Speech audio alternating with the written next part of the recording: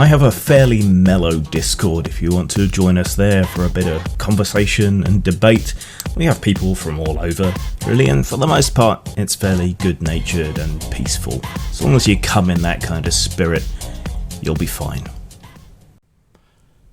Hello, lovelies. First, a little bit of housekeeping. I know I've said I should be doing more videos at the moment, but there's a lot of demands on my time, and I have a lot of layout and other stuff to do. But on the plus side, that means more game books and things coming up relatively soon. So I will squeeze in videos when I can, and as soon as I can, I'll get back to trying to do daily videos.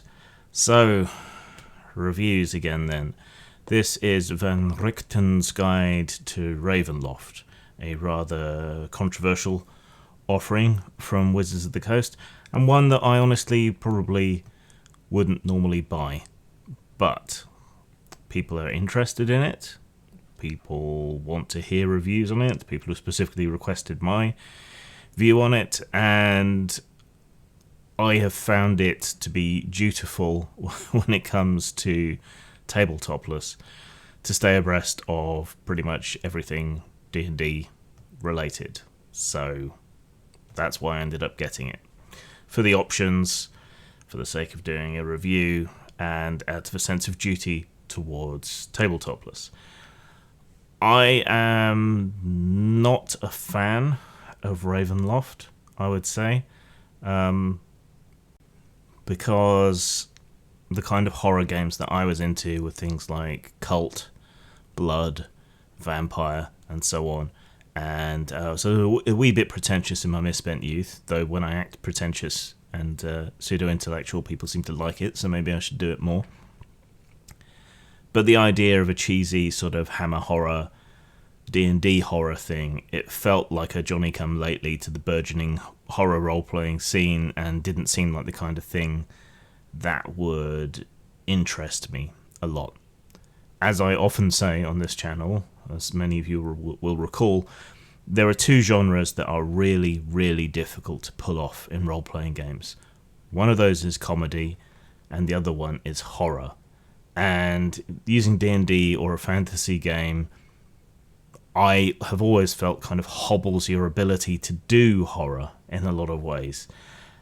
Some of this was to do with the system, because to introduce horror into normal D&D and so on, you have to be a bit of a dick to your players.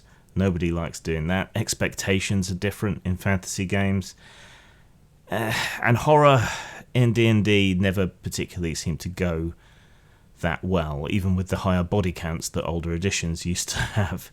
But the problem with horror in fantasy, in role-playing, in D&D specifically, is even worse in 5th edition, because that's not the style of play that it is suited for or tailored for in any particular way. So I was also kind of curious as to how they would try and address this in this. There is a problem with this cover. I don't know if you can see it on such a small image, but you have Strahd here lording it and posing with his cloak all spawnifying out, and then you have a pair of hunters, neither of whom are looking at Strahd. Now, I think what happened here, having seen a wider version of this image, is that the two hunters were further to the right originally on what would have been a wraparound cover. And in order to make the cover for Van Richten's Guide to Ravenloft, they have just taken the layer that those two characters were on and moved it to the left. Unfortunately, it makes it look really silly. For a moment, you don't necessarily pick up on what it is that's making it look off, but it's that. Plus, it has all the usual issues that D&D art tends to have.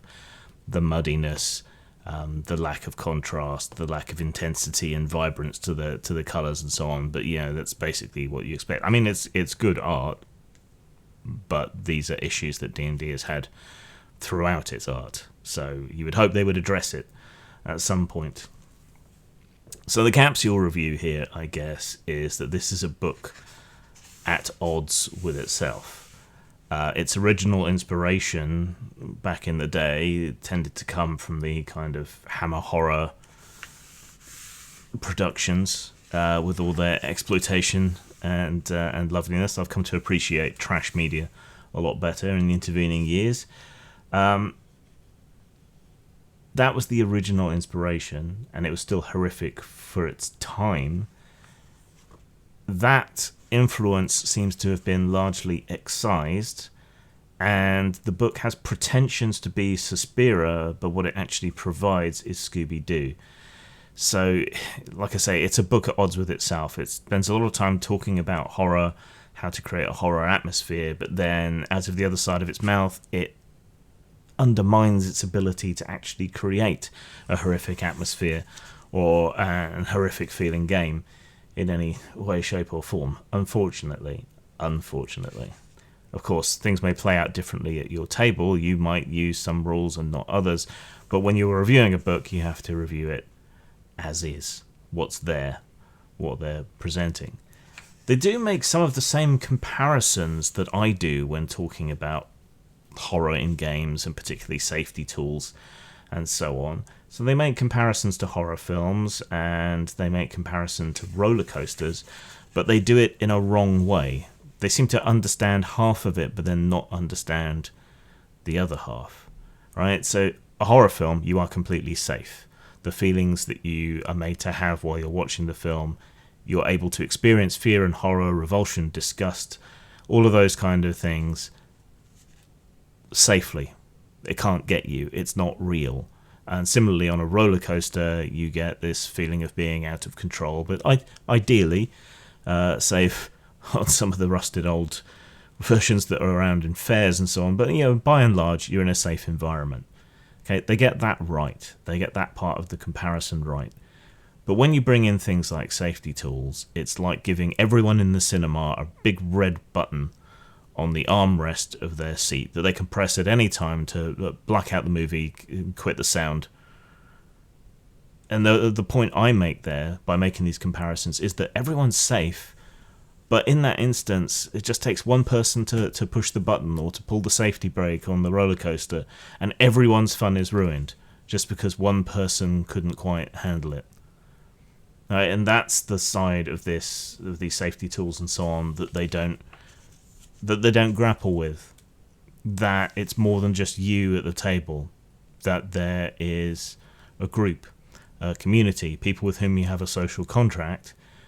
And if you're the person with the issue, you're the person in the minority. You should probably take responsibility for your own media intake and handling your own mental health business and so on. Certainly that's what I do when I go to the table. I don't expect to be coddled. I don't want to be coddled. And I know that it's worse for my mental health to be coddled. Perhaps more on this later, but I feel like this subject's been beaten to death.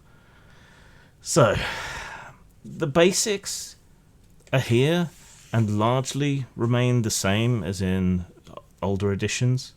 So you have the domains, you have the otherworldly horrors out there, you have the Dark Lords, the domain creatures, the mists, the otherworldliness, and so on.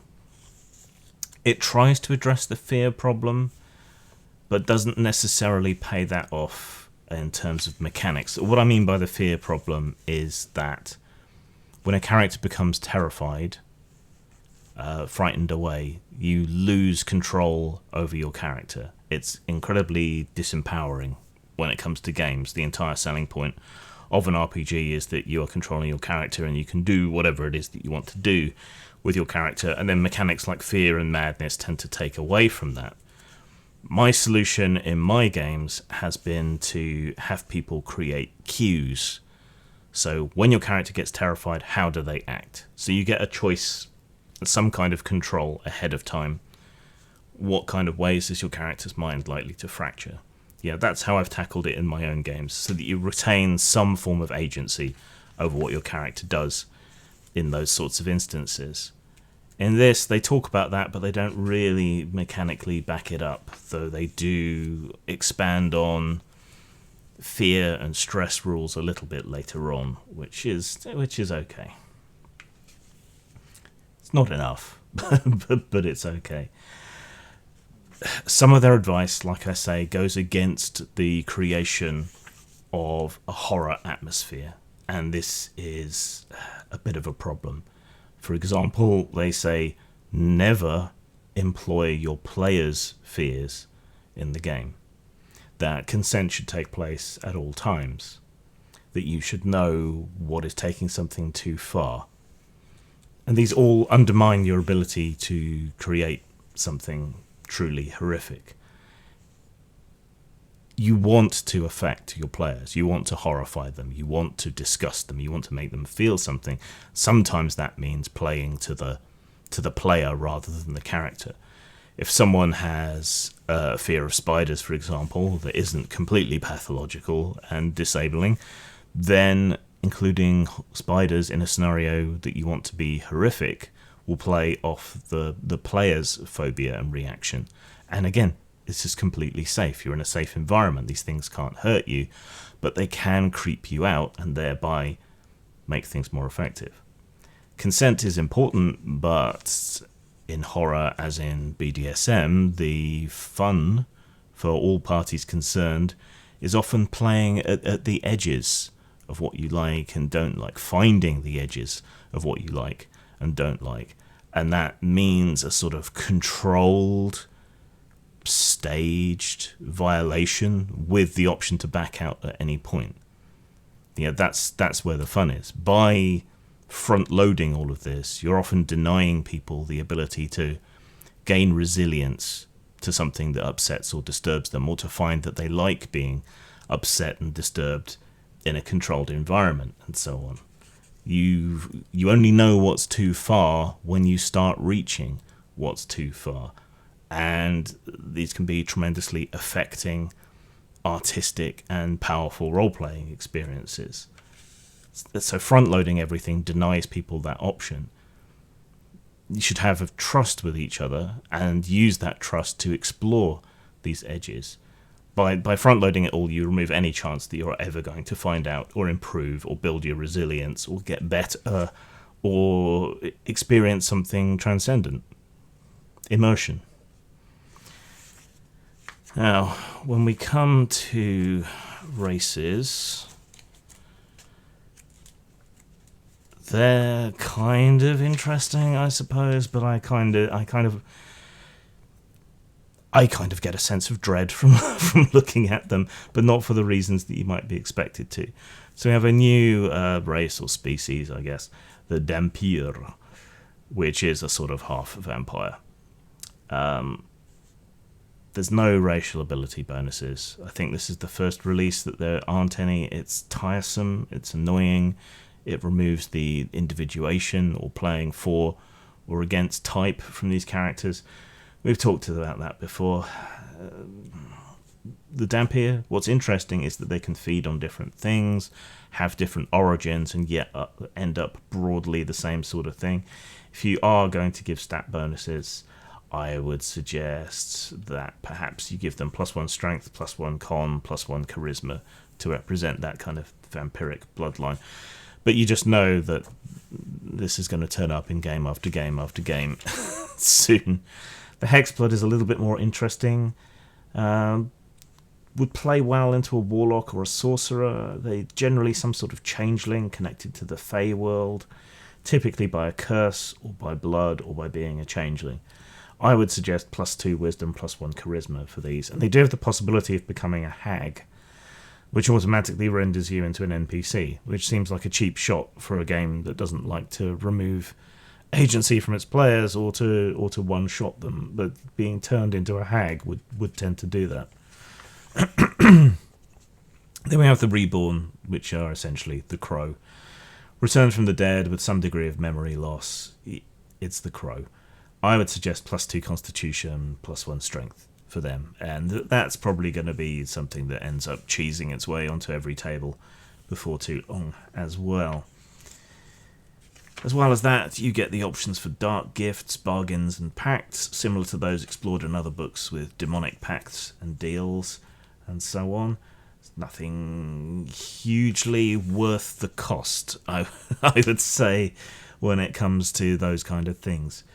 You get a couple of new subclass options. I was expecting a bit more, but you basically get mediums as a bardic school and a new warlock pact with some powerful undead something.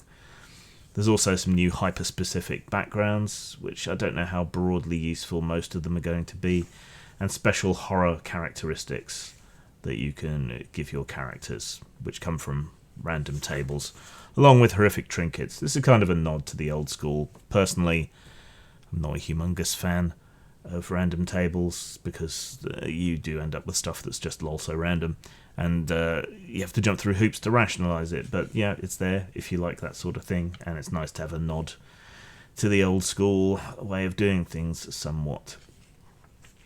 We have rules for creating your own domains.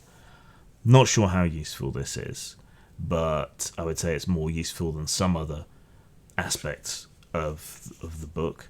Noteworthy is that there is a lot of advice on creating culture and so on for your domains of dread, but missing here is the advice that they take upon themselves when it comes to their own versions of domains, not to appropriate cultures, but rather to put the most positive spin possible on the culture, which again sort of undermines the whole point of trying to create a horror version, which is meant to be a kind of parodic exaggeration of cultures.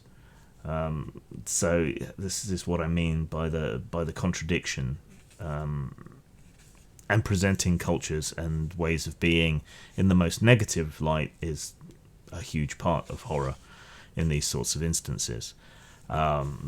Consider Green Inferno or Cannibal Holocaust. That's an extreme example of culture clash, or of a culture being exaggerated to the point of parody and horror. They have a loose guide to horror types. Again, I don't know how useful that's going to be.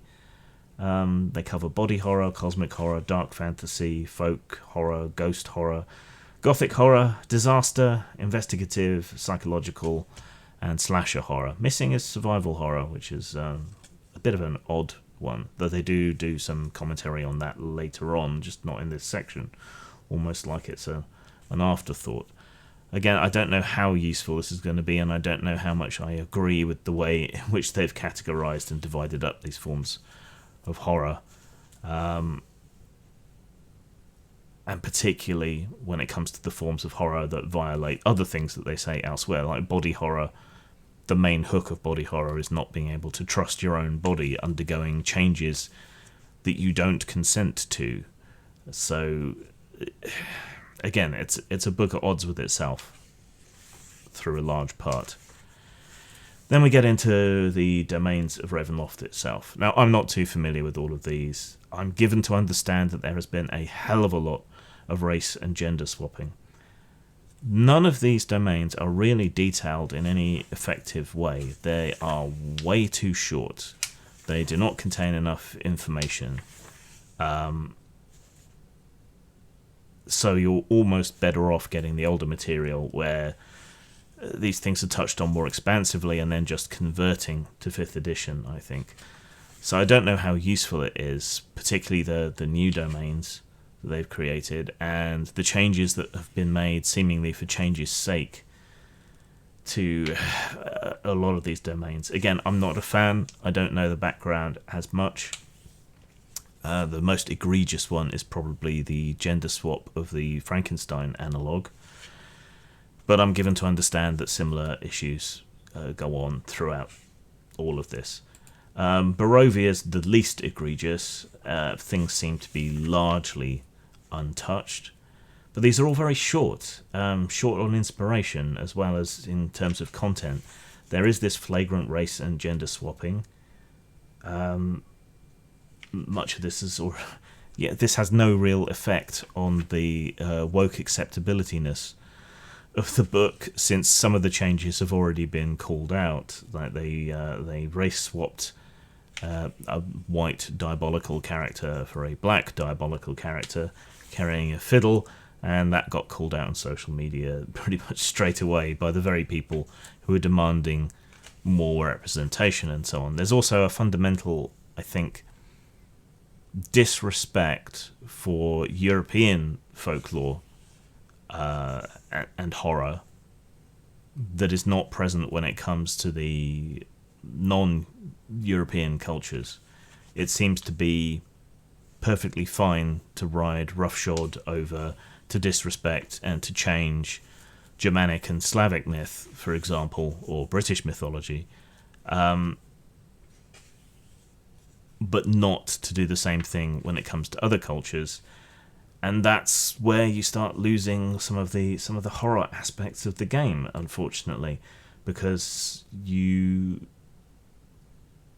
undermine the effectiveness, the tropes, the purity, for risking sounding like a dog whistle, of the European mythology, which undermines its effectiveness. And you seem keen to present the non-European cultures in a positive light, even in a horror scenario, which undermines the horror.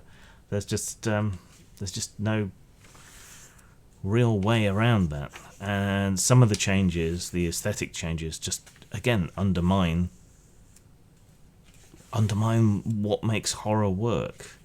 The exaggeration, the parodic cartoonishness of things, the presentation of cultures in the worst possible light, and so on.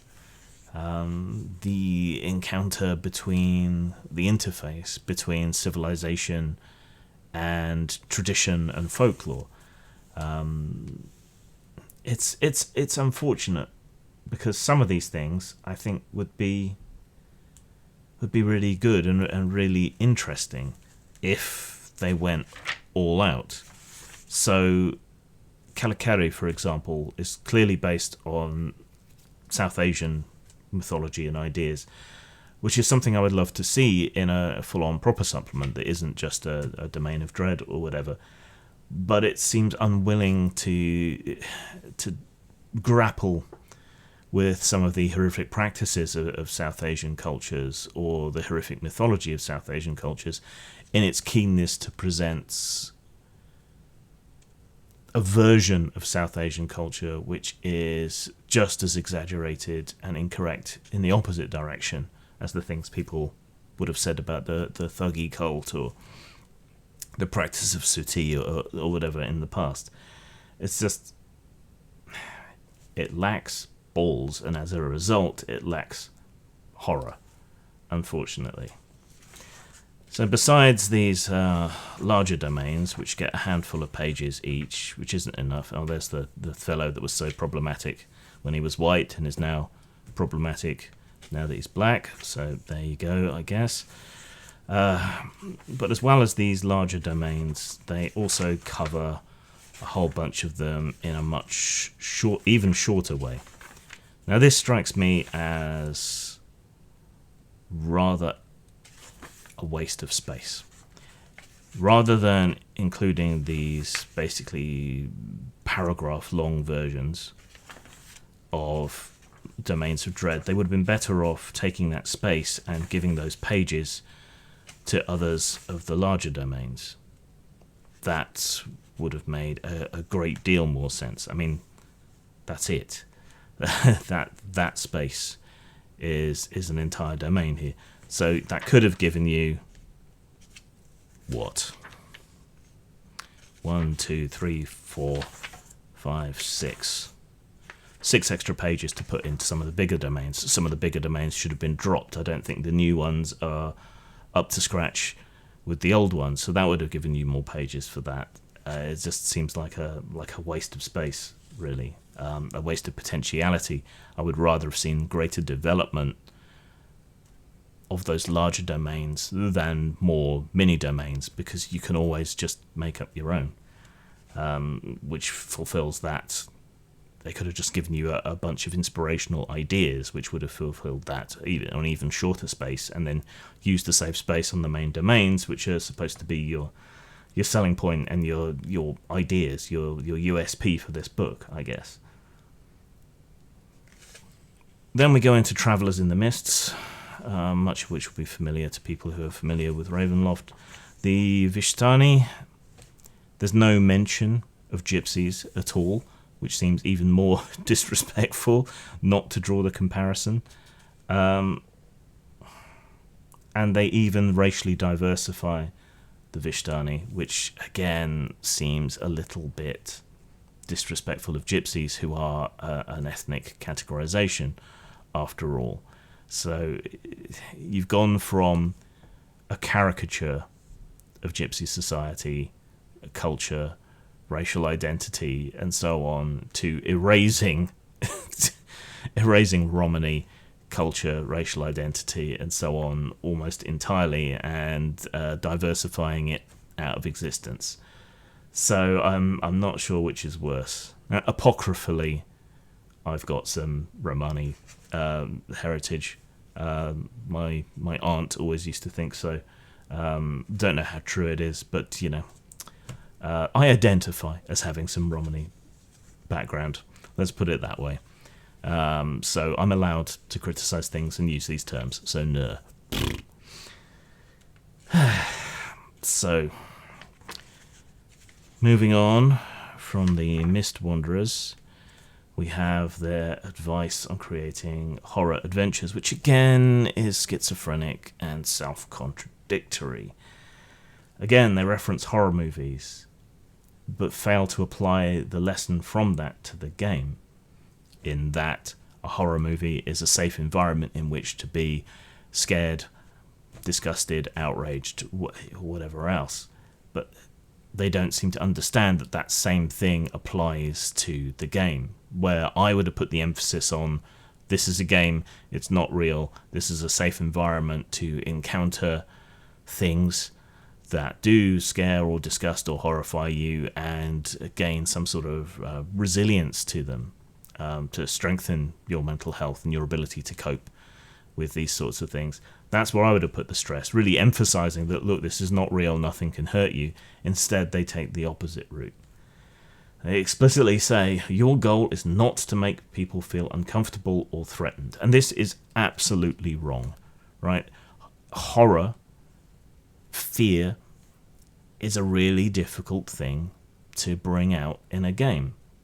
And it is your job, it is the job of horror films, it is the job of amusement rides like roller coasters, and it is the job of a horror game to make people feel uncomfortable and threatened by proxy through their characters. So that advice is exactly wrong. They want you to set expectations, which basically spoils your game. They almost come out and advocate for that stupid content questionnaire that people are so happy about. That creates all sorts of problems. And when is it supposed to be used, even? So this is my problem with safety tools. There is no context in which they are useful. If you're playing a home game with regular players, you already know each other's boundaries, you have a social contract with one another, you have an existing atmosphere of trust. So there is no need to use any of those things in that context. If you're running a convention game or a store game, then doing all of this bullshit eats up about an hour of maybe a 4-hour slot to run your game. And there is no way you can adapt on the fly to someone's outrageous demands, that you change something or not include something or move around something. There is no circumstance in which pre-prepared safety tools are useful or have any point, which makes me think that they're not actually being advocated for in terms of making gaming better. It suggests to me that there is something else going on. And it's even worse with things like X cards, which directly interrupt play, break the mood, spoil the game, disrespect the games master, disrespect the other players. Just don't fucking do it. Take control over your own intake. If you're joining a horror game, there are going to be horrific things. I'm not going to tell you specifics because that will spoil the game, right? It's just so pointless, and it constantly undermines the very thing that it's trying to do. And boundaries, like I said, the fun with boundaries is in testing them. Yeah, that's where a big part of the thrill of kink and BDSM comes from. Not violating boundaries, but playing with them, playing at the edge of what you can cope with, what you can stand, finding out what you can and can't cope with. But in order to find those boundaries, you have to play at the edges. And it's as true in role-playing, particularly in horror, as it is in anything else. What can I cope with? Can I build up my resilience to this? Am I willing to be uncomfortable for the sake of other people? Right? Which is as true in role-playing as it is in kinky sex, I think. You know, a lot of it is about pleasing your partner, and at the table, a lot of it is about pleasing the other players and not overly dominating them. They talk about accessibility, which I guess is fair enough, but again, it's not something you're necessarily particularly going to have to check. If someone can make it into a store or a convention, then they're pretty much fit and able to go, I reckon. It does, at least in passing, mention compromise, though I suspect the emphasis is not on the person with the issue compromising. Let's give them the benefit of the doubt and say, well, at least they mentioned compromise. And that means that you, as the person being put out, should have to also compromise with the other people at the table. They even kind of, to continue the BDSM comparison, to a stupid degree, they even talk about aftercare after the session, which is not something that I think is really useful. They suggest using Tarot decks and a spirit board. The tarot means something to kooks and mooks, even though it's not really that ancient. And the spirit board is basically a Ouija board, which I can imagine is going to upset some people. It's not something you'd ever see in the TSR days, I don't think, because they would be so wary of upsetting the moral majority. But here they suggest it and even have a cut out and play version in the back. Now, Ouija boards aren't anything occult. It's a game. It's a toy. It has no real occult significance, if real can be said to apply to anything occult. But I can see that upsetting people. And yet they leave that in while they're so paranoid about anyone being upset or made to feel uncomfortable in the rest of it, which just seems fucking stupid to me. There's some details on seances, on curses, background stuff that might be applicable to some horror scenario. But you can never really get beyond that D&D isn't especially suited to horror, and certainly not 5th edition D&D. We have some crude fear and stress rules. The fear rules, just basically you can designate a few things that make your character afraid, and then you can choose to make wisdom saves against a DC of 15 or become frightened. The stress rules are more interesting. They allow you to build up stress on a character as points, which are then taken away from their rolls as a penalty. So that's slightly more interesting, though it's thrown away like an afterthought, unfortunately. They do finally provide some ideas and rules for survival and survival horror traits for characters, but the idea that survival horror characters are in some way special or different compared to normal characters kind of goes against the very spirit of survival horror.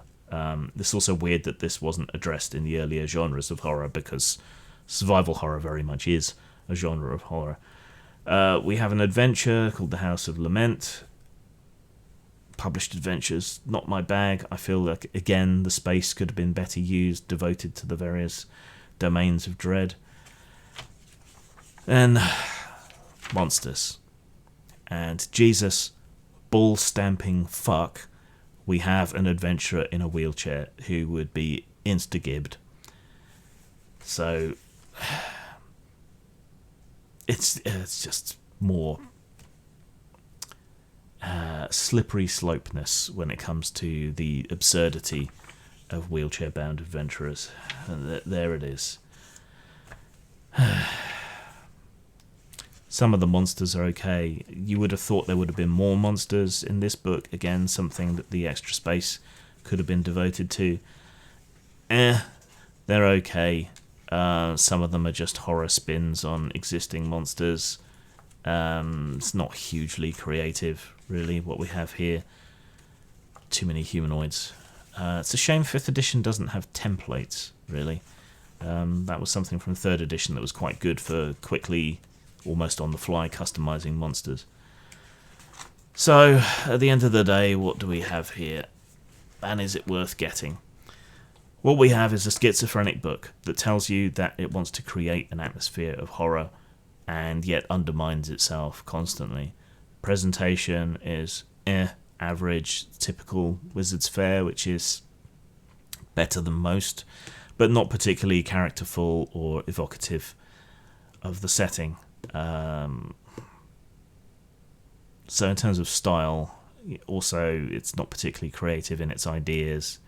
Just race or gender swapping something isn't a new idea. It seems to have just been done for the sake of it, and I can't say that anything is improved by it. So in terms of style, I will give it 3, which is rather average. In terms of substance, there's not a great deal to it. There's the usual grab bag of character options and monsters and so on. But nothing hugely useful or essential or that you necessarily need this book for. What I would suggest that you do instead is that you go and buy the older edition material and do conversions.